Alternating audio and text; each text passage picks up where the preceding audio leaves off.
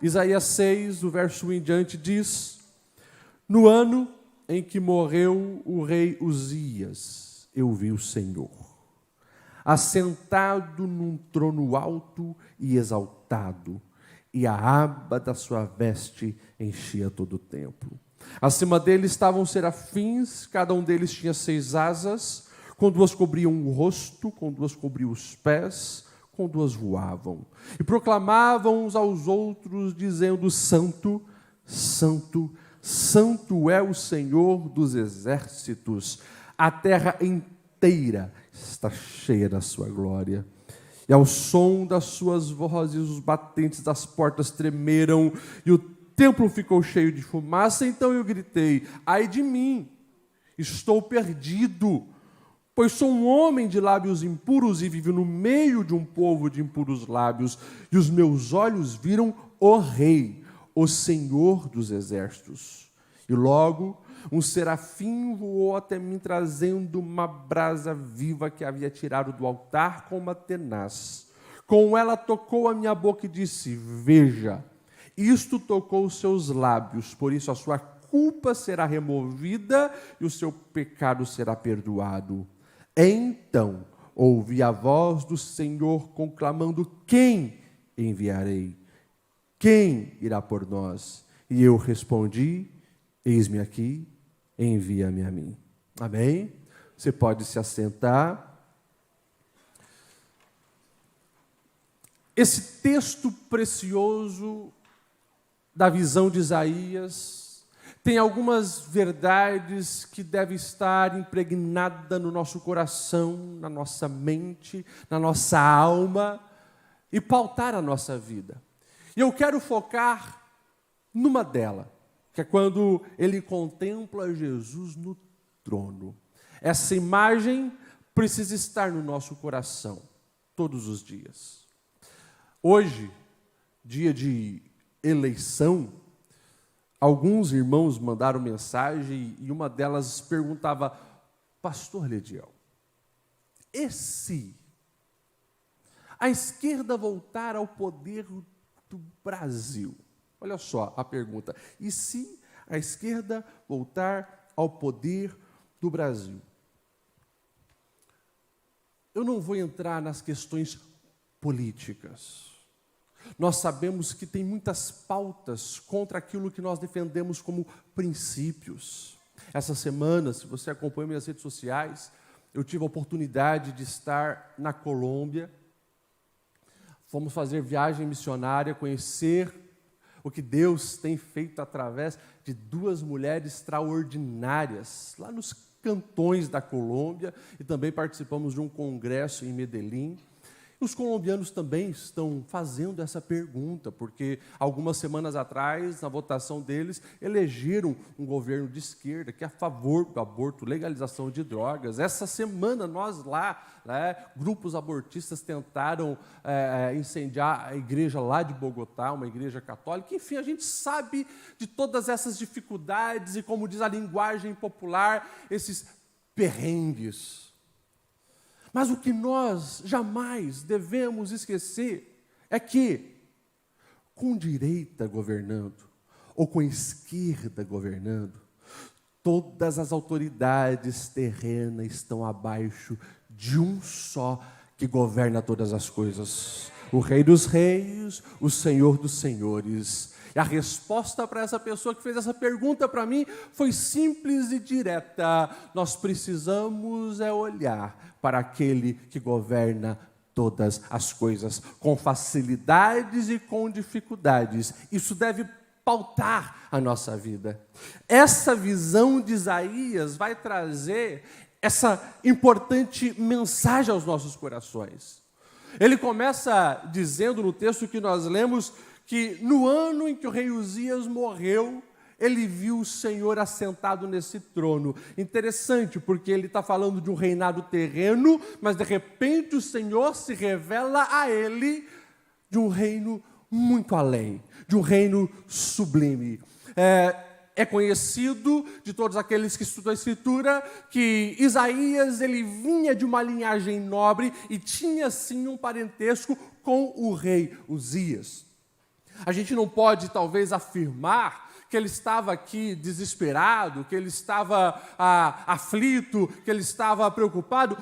Possivelmente sim, porque Uzias foi um bom rei, era seu parente, começou a reinar muito jovem, com 16 anos, e por 52 anos governou Judá, a partir de Jerusalém, expandiu o reino, fez muitas coisas boas, no final deu uma vacilada, porque o orgulho subiu ao seu coração, conforme nós vamos ler em 2 Crônicas 26, e ele quis se meter a fazer o que não foi chamado para fazer, ele quis ocupar um espaço na adoração, no templo, onde apenas os sacerdotes poderiam entrar e oferecer ali incenso ao Senhor. Ele quis queimar incenso ao Senhor, os sacerdotes impedem, ele ainda continua brigando e acaba ficando leproso e morre os seus últimos dias isolado do povo. Mas quando nós pegamos o reinado inteiro de Uzias,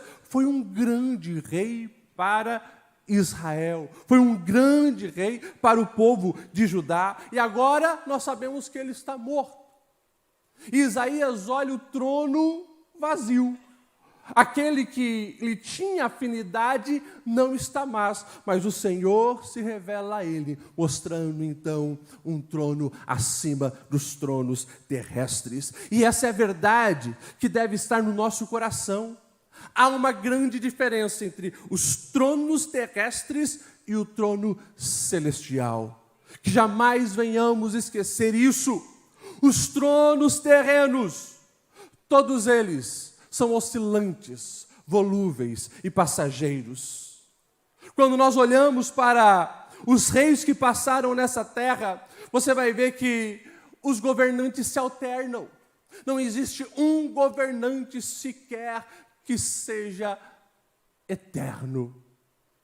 Os faraós procuravam até se embalsamar, acreditando que aonde eles acordariam após a morte, eles teriam também domínios e governos, e por isso eles passavam dessa vida para outro lado, muitas vezes em ouro, em pompa, eram enterrados com muitos bens, muitas vezes matavam milhares de escravos juntos e enterravam eles em miniaturas de estatuetas, para quando fosse para o outro lado, era como se eles tivessem então também todos aqueles servos ao seu dispor, mas não é assim que funciona. Quando um rei terreno, ele tomba aqui, ele precisa apenas agora prestar conta ao Rei dos Reis e Senhor dos Senhores, porque ele não governa mais nada, e assim são todos os reinos terrenos. Eles são passageiros, eles são temporais, são oscilantes. Às vezes fazem coisas boas, o povo aplaude, às vezes coisas ruins, o povo rejeita.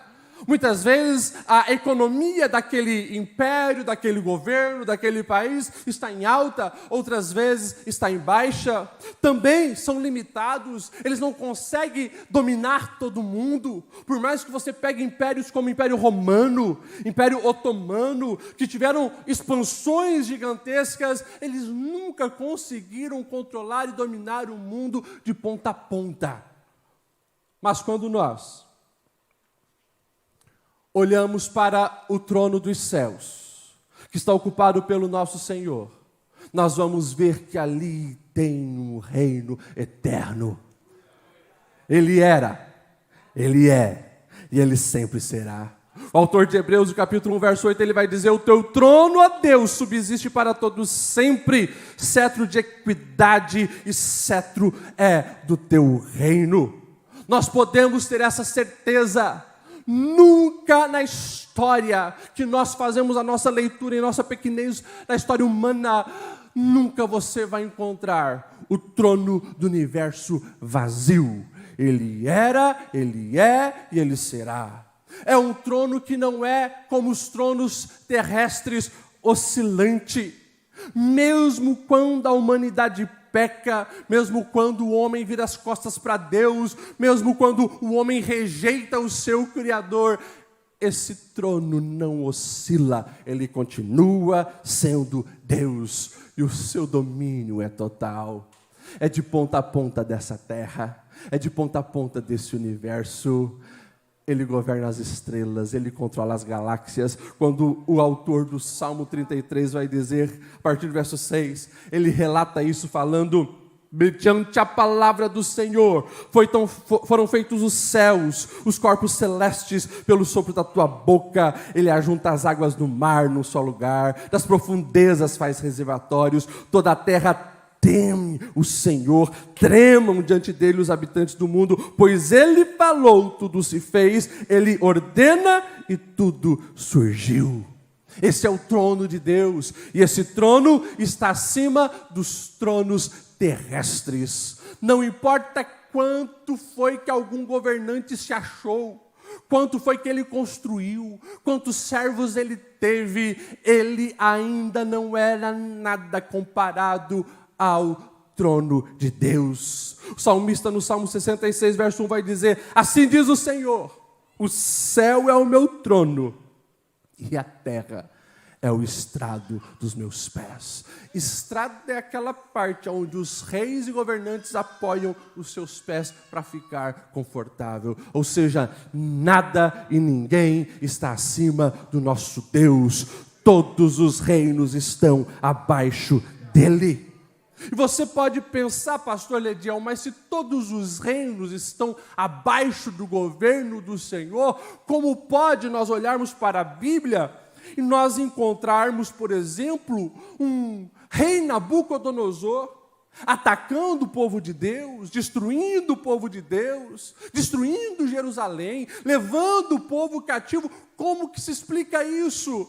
A própria Bíblia vai dizer que Nabucodonosor não era nada mais, nada menos do que um escravo do Senhor, um servo do Senhor. Sim, o próprio Eterno já havia decretado tudo aquilo. O próprio Eterno já havia alertado o seu povo que pela desobediência e pela teimosia eles passariam 70 anos de cativeiro, e Nabucodonosor foi apenas uma ferramenta para que isso acontecesse, porque Ele é quem governa.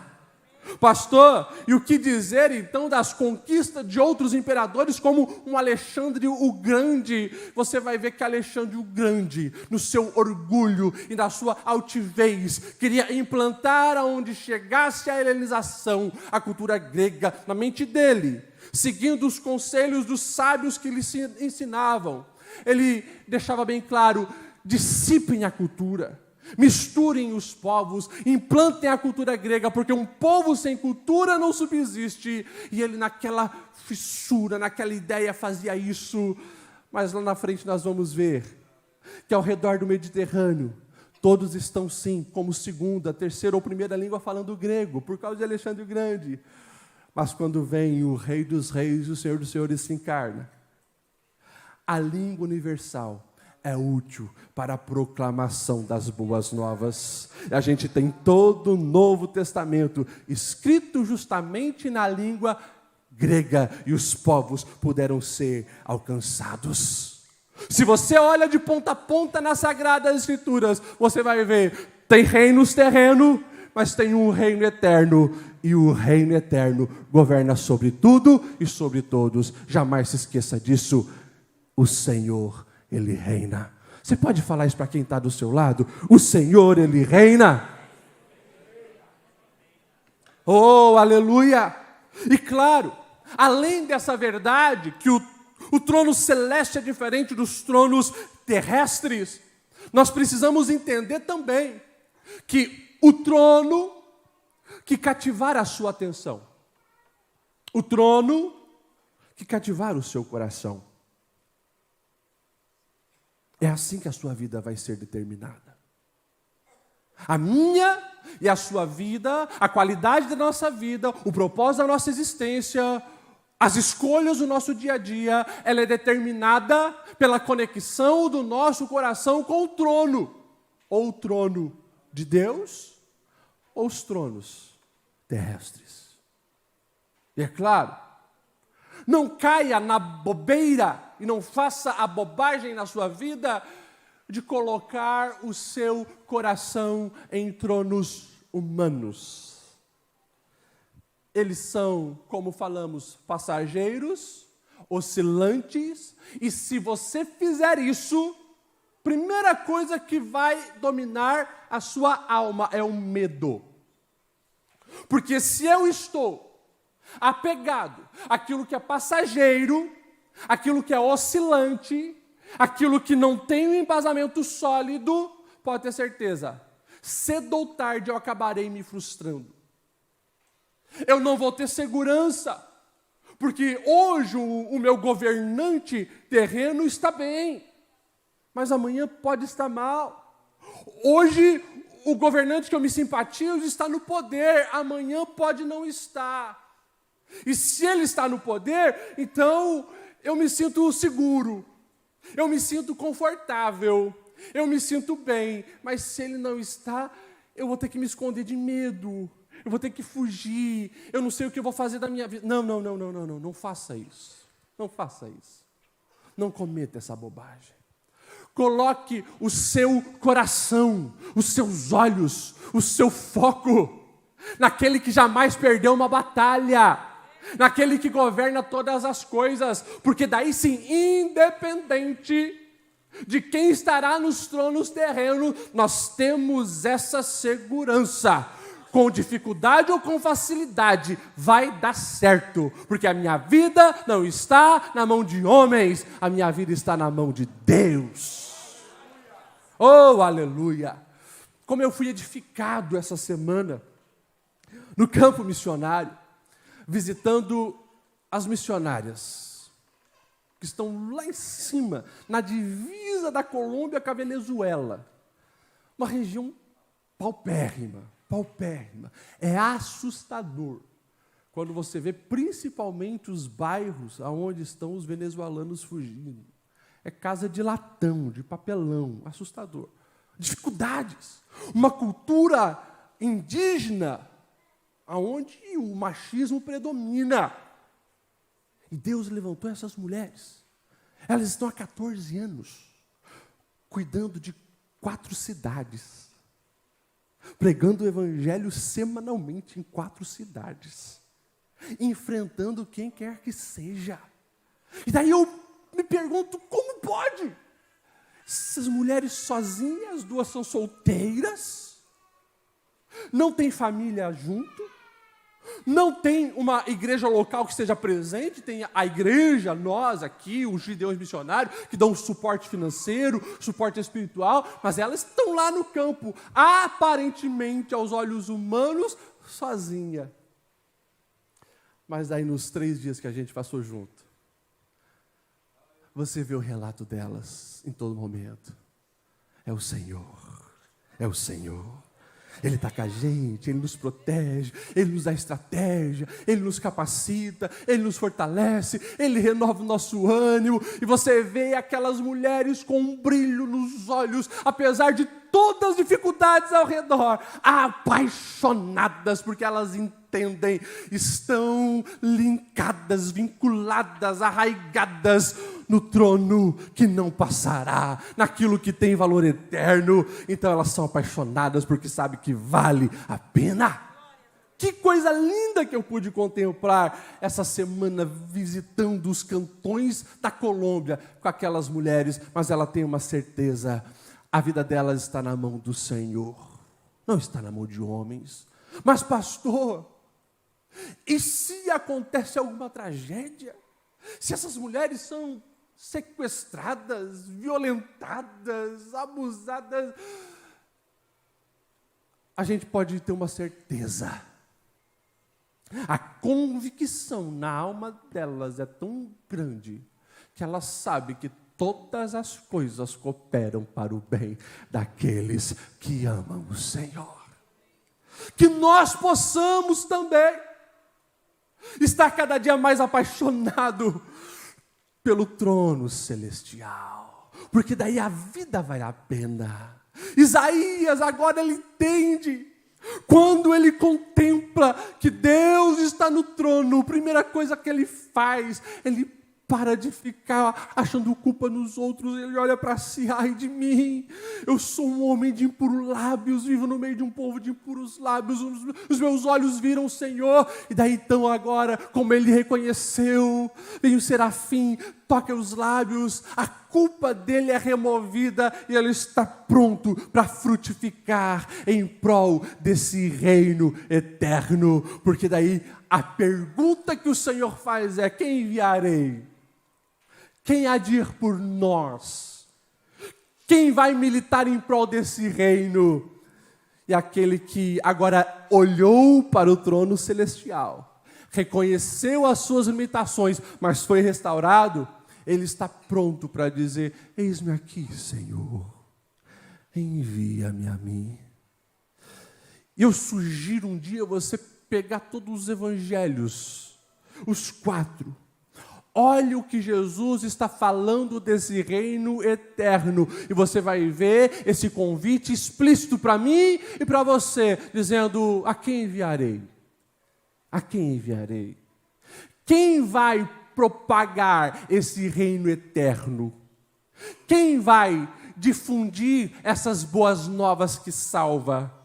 Quem vai fazer a diferença em meio aos reinos terrenos? Que você possa dizer: Senhor, eis-me aqui, envia-me a mim. Eu sou representante do reino eterno na empresa, não de reinos terrestres. Eu sou representante do reino eterno na minha casa, não dos reinos terrestres. Senhor, eu sou representante do reino eterno na minha vizinhança, na minha parentela, no que eu faço, o que eu falo, a maneira que eu vivo. Tem um propósito eterno. Assim precisa ser a minha e a sua vida para valer a pena.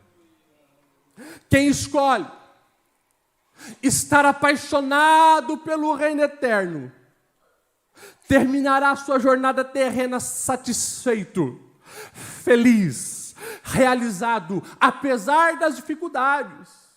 Agora, quem fica limitado, olhando para aquilo que é terreno, passageiro, banal e fútil, terminará essa jornada frustrado. O apóstolo Paulo, ao escrever a 2ª carta a Timóteo, a sua última carta escrita, ele sabe que a condenação da sua morte já está decretada. E ele vai escrever assim para Timóteo: já estou sendo derramado como oferta de bebida. Está próximo, Timóteo, a minha partida. Mas escuta, Timóteo,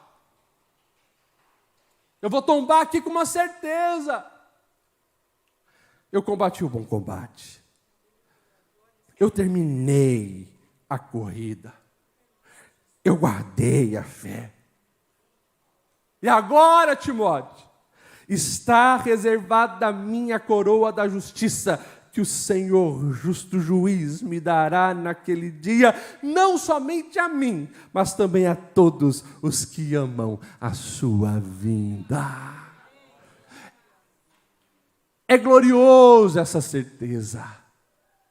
Paulo preso, Paulo perseguido, Paulo passando frio, Paulo torturado, ele tem uma certeza: vale a pena combater esse bom combate. Nem todos os combates são bons, mas existe um bom combate. Existe algo onde vale a pena gastar o seu esforço, as suas energias, o seu foco. Eu posso ter certeza para você, não é discutindo política, time de futebol, quanto tem na conta bancária. Bom combate é muito além disso. Bom combate fala daquilo que envolve a eternidade, as coisas espirituais. Orar e chorar pela sua casa é um bom combate. Pregar o evangelho é um bom combate. Ser fiel ao seu cônjuge é um bom combate. Investir no reino de Deus é um bom combate.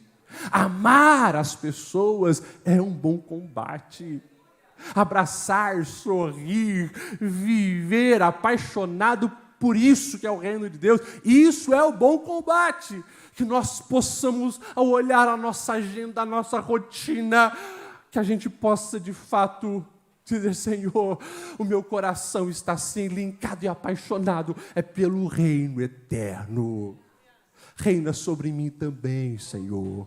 Reina sobre a minha mente, sobre os meus lábios, sobre o meu proceder. Reina sobre mim, Senhor. Paulo falou isso porque ele agora estava entendendo.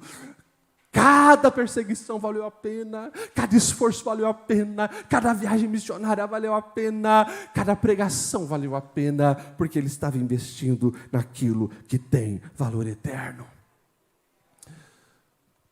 Quando você coloca o seu coração nesse reino eterno, que não passará, você encontra o propósito da sua vida e consegue desarraigá-lo das coisas banais e fúteis. E por fim, falei que ia ser breve, por fim, para nós finalizarmos agora, não esqueça que o trono que governa o mundo não está vazio. Não está vazio. Como eu disse, nunca teve e nunca estará. Por mais que na nossa limitação terrena, passageira, nosso olhar muitas vezes focado num ponto da nossa vida e não no macro, a gente possa se questionar: mas será que Deus está vendo? Será que Deus está contemplando isso e permitiu isso acontecer? E todas as histórias da Bíblia, elas chegam até nós para dizer: sim, ele não saiu do trono em momento algum. Agora, não confunda silêncio de Deus com a ausência de Deus. Ele está presente. Mas, pastor Lediel, Deus estava presente quando os irmãos de José jogam ele, que recebeu os sonhos do Senhor, no fundo de um poço. Sim, Deus está vendo. Deus está vendo quando ele se torna escravo. Deus está vendo quando a mulher calunia e ele é lançado à prisão. Deus está vendo. Mas tudo aquilo era um preparo para que os projetos de Deus se cumprissem na vida dele. Se José não tivesse passado por tudo aquilo, ele não estaria preparado para viver os sonhos de Deus e para salvar a linhagem patriarcal. Não, pastor Lediel, Deus estava vendo quando Golias xingava e desafiava o povo de Israel, inclusive banalizando o nome de Jeová? Sim. Mas Deus tinha um propósito com um jovem pastor que agradou o seu coração. Ele não teria melhor maneira de ser conhecido nacionalmente na nação de Israel se não tivesse derrotado Golias. De história em história, você vai ver o Senhor governando. O Senhor governando. Não, pastor Lediel, mas Jesus, o Deus encarnado, nascer numa manjedoura. Eu já falei para vocês algumas vezes, sim. Porque havia promessa. O Cordeiro de Deus tira o pecado do mundo. O Cordeiro tem que nascer no meio dos animais. E Deus permitiu isso. E a cruz? Sim. Deus Pai permitiu que o seu Filho estivesse na cruz para perdoar os nossos pecados. Mas Ele ressuscitou. Está sentado no seu trono. Ou seja, nós precisamos entender que o trono que governa o mundo está ocupado. Então, nós podemos viver com esperança. Nós podemos viver com esperança. É por isso que, quando o Senhor vai se revelar a João, lá no Apocalipse, preso, tempos tenebrosos para a igreja. Porque o Evangelho havia se expandido, mas começou perseguições locais. Os caras que perseguiam Jesus, judeus, fariseus, essênios, escribas, depois perseguição governamental, levanta Herodes Agripa. Depois, 64, Nero, imperador romano, começa a perseguir a igreja. E assim vai. a gente vai ter alguns perseguidores absurdos. O próprio apóstolo João, o último vivo, é jogado para morrer numa ilha. Mas lá, o Senhor se revela a ele. E o texto vai dizer assim, Apocalipse 1, 17 e 18. Quando eu vi, eu caí aos seus pés como morto. Então ele colocou a sua mão direita sobre mim e disse, não tenha medo. Ei, João, eu sou o primeiro, eu sou o último. Eu sou aquele que vive. Estive morto, mas agora estou vivo para todo sempre. Eu tenho a chave da morte e do inferno nas minhas mãos. Lá na frente, Apocalipse 4, do 9 ao 11, o texto vai dizer, toda vez que os seres viventes dão glória, honra e graças àquele que está sentado no trono e que vive para todo sempre, então os 24 anciãos se prostram diante daquele que está sentado no trono e adoram aquele que vive para todo sempre. Eles lançam as suas coroas diante do trono e dizem, tu, Senhor e Deus nosso, é digno de receber a honra, a glória, o poder, porque criaste todas as coisas e por tua vontade elas existem e foram criadas. Ei, como viver nessa vida sem esperança? É uma pergunta retórica e eu mesmo respondo. É fácil, é só tirar o foco do trono eterno. Vai viver desesperado, vai viver desesperançado. Mas também a resposta inversa é simples. Para viver com esperança nessa terra, basta olhar para o trono do mundo que está ocupado pelo nosso Senhor. E não é um governo qualquer. Quem governa é aquele que nos criou, é aquele que tanto nos amou, que veio ao mundo, morreu como gente para pagar a dívida de gente, mas ressuscitou, vivo está e governa todas as coisas. É por isso que, de norte ao sul, de leste a oeste, aonde você for, você vai encontrar, esse reino está expandindo, esse reino está crescendo. Esse reino está dominando. Mesmo quando a gente não entende, mesmo quando parece algo tão distante, Ele está no trono, governando todas as coisas. E sim, esse Deus governa todas as coisas. Eu pergunto para você novamente uma pergunta retórica: será que Ele não consegue governar a sua vida?